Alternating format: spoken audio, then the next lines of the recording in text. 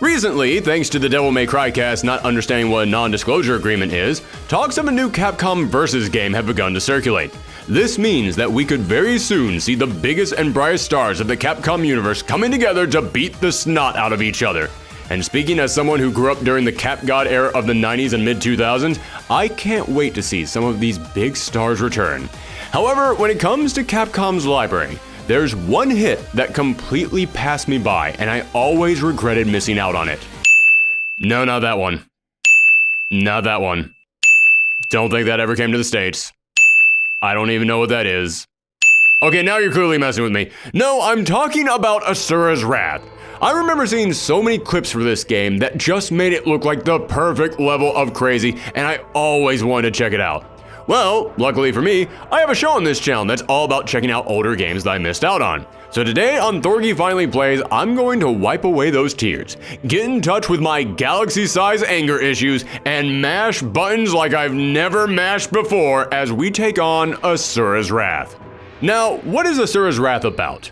Well, the short answer is Buddhism. Almost all the elements of this game were inspired by Buddhist mythology, including the story, the characters, and the art style. And I honestly can't think of another game I've ever played that really leaned into that culture so much. It helped to give Asura's Wrath a feeling and a setting that felt completely unique and solely its own. Although, I'm no religious scholar, but I think they may have taken some liberties with the source material. I don't remember anything in the Dharma about giant spaceships, cyborgs, and planet-busting Kamehameha waves. Hello class, and welcome to today's lesson in Advanced Global Philosophies. Today we will be studying the Four Noble Truths of Buddhism. Noble Truth number 1, all existence is suffering. Noble Truth number 2, suffering stems from our want for worldly possessions. Noble Truth number 3, by removing that want for worldly possessions, we can begin the path to enlightenment. And Noble Truth number 4, in case the path to enlightenment is still blocked by a giant space robot, make sure to punch it in its big dumb face until it explodes. Well, that's all I wrote for today's class. Lunch? Who wants lunch?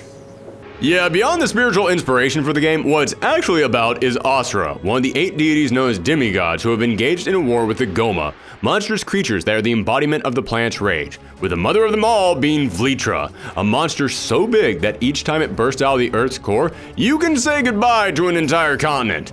The 8 deities are able to continue this war against the Goma by using the power bestowed upon them by the priestess Mithra, who just happens to be Asura's daughter. However, one day the commander of the deities decides this power isn't enough. They need more. Which would mean taking Mithra captive and hooking her up to a device that would suck her dry, along with all the souls of the humans down on Earth. Needless to say, Asura is not okay with this plan. So, behind his back, the other 7 deities kill their emperor, frame Asura for it, then kill his wife, capture his daughter, then murder Asura. Asura wakes up in the underworld and is so mad about everything that happened, he climbs his way back up to the land of the living. That's right, the plot of this game actually is man literally too angry to die. When Asura returns to life, he finds that 12,000 years have passed and the 7 deities have been sucking up human souls the entire time, turning themselves into omnipotent forces of nature. So needless to say, Asura has got his work cut out for him. But that's alright, because Asura has a secret weapon up his sleeve. He's really, really pissed off.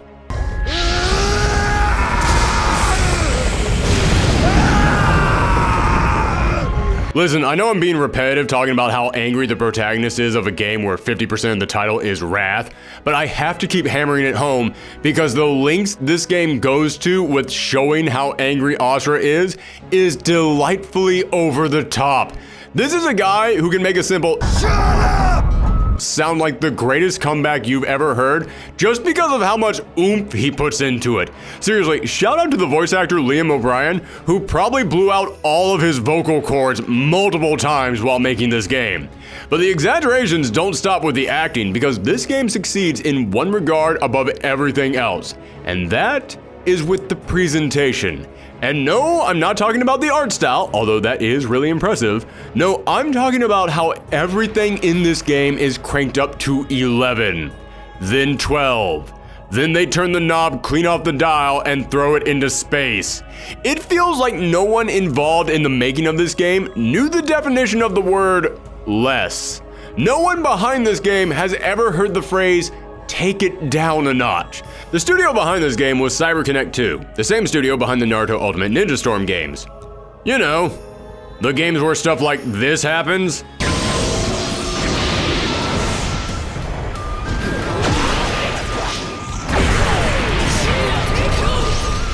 And playing this game made it feel like all this time that studio had been holding back. Literally, the first boss of the game sees you fighting a guy who grows larger than the planet, and you have to punch him in his index finger so hard it'll make him explode.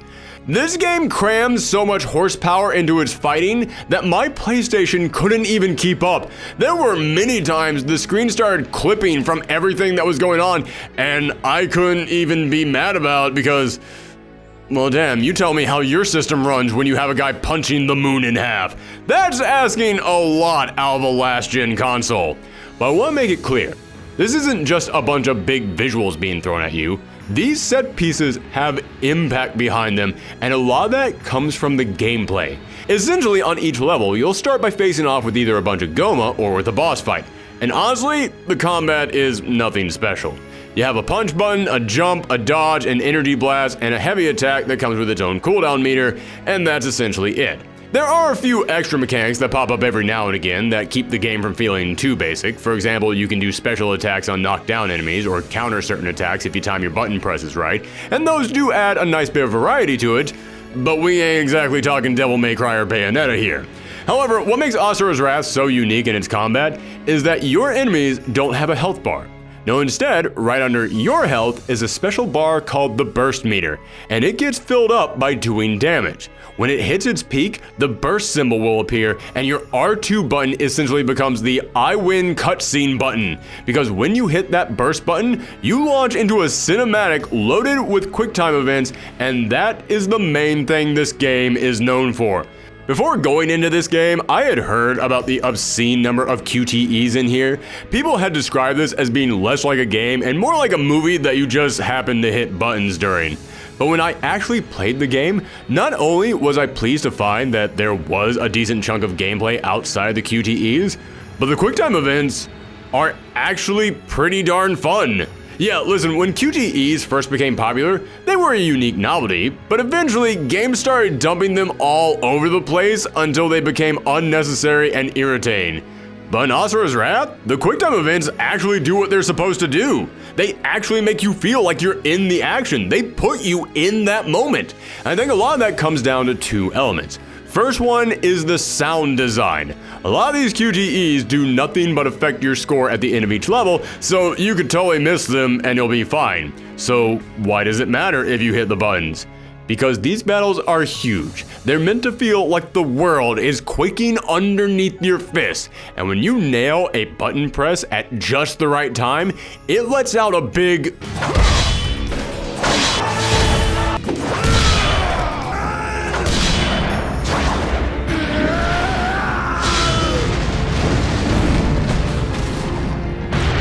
which just adds a deliciously satisfying sense of impact to every single punch.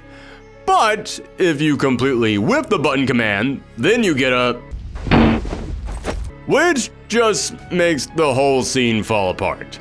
I literally restarted a couple of the fights in this game because I missed a QuickTime event, and it's not that I cared about the score, but after hearing that sound effect, yeah.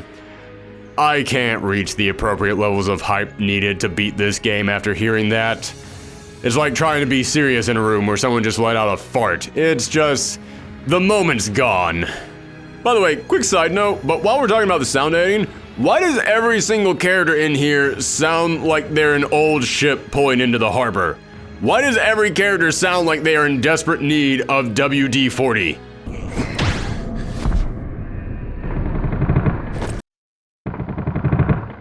What the hell are you doing? Is it because they're all part machine and they're rusting? Is it because they're gods and they're just so heavy? Or is it because Asura is so mad he is clenching every single muscle in his body at once, so just him moving a hand sounds like boulders scraping together? I don't know why, but I'd really like an answer to it. But back to the QTEs, the other reason why they work, it's because they use them for everything. It's not like you watch a long cutscene and then out of nowhere I have to dodge or else I die. No, in this game, you will use the QuickTime events to punch, kick, fly, flex, jump, push, fist bump, wake up. Guard, turn, parry, dodge, spin, thrust. And I know some people are going to think this is annoying and that it's a device that's overused, but for me, it worked. It made it feel like I wasn't just hitting buttons to make the cutscene continue. It felt like I was controlling the action in the scene, which is exactly what a QuickTime event should do. But while we're talking about these QTEs, if I can make one suggestion to everyone out there, do not play this game on a stream. We played this all the way through on Twitch, and somehow this game always knew whenever I stopped to look over at the chat.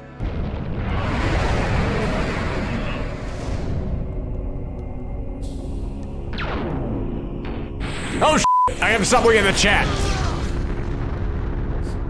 Asura. Did I just lose? So I was hesitant about the QuickTime events going into this game, but they actually became a pleasant surprise. You know what else was a surprise? The story. Listen, I'll be honest with you guys. I went into this game thinking the story would be simple, probably even dumb, because all I had seen in this game so far was just a man screaming and punching things. And yes, that is a large portion of the game. I mean, this is basically just the anime version of Taken. But while we're pretty much just following Asura as he punches his way to heaven the whole time, in between each chapter, they cut to gorgeous drawings that show the backstory to what you just experienced. And each of these episode breaks adds so much depth to the world. There's a young girl that you meet in one chapter, and you can't understand a word that she's saying, but she keeps trying to help you out for some reason. Only for the episode break to come in here and reveal she kind of hates the gods while everyone else around her worships them.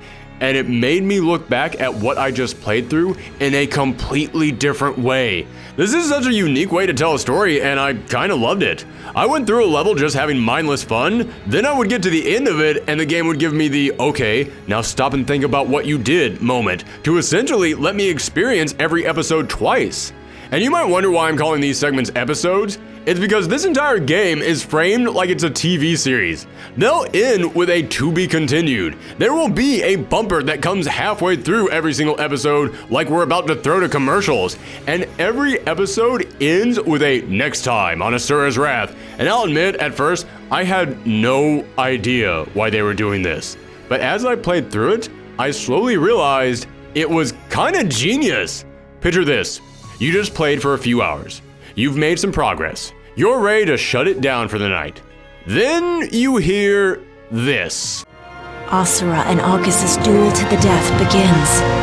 Their battle breaches the limits of possibility and breaks into the heavens. The intensity increases with each crushing blow. Who will be the victor, student or master?